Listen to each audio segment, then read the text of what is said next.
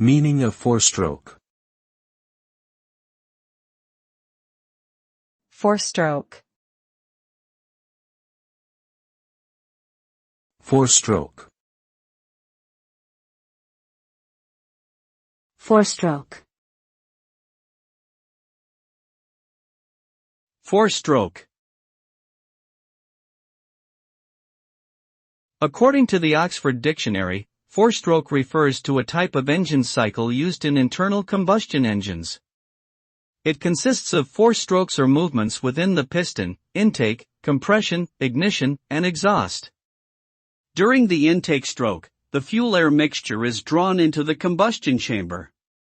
In the compression stroke, the mixture is compressed. The ignition stroke is when the spark plug ignites the mixture, causing an explosion and pushing the piston down. Finally, during the exhaust stroke, the waste gases are released from the engine. The four-stroke cycle is necessary for converting fuel into mechanical energy that powers the vehicle.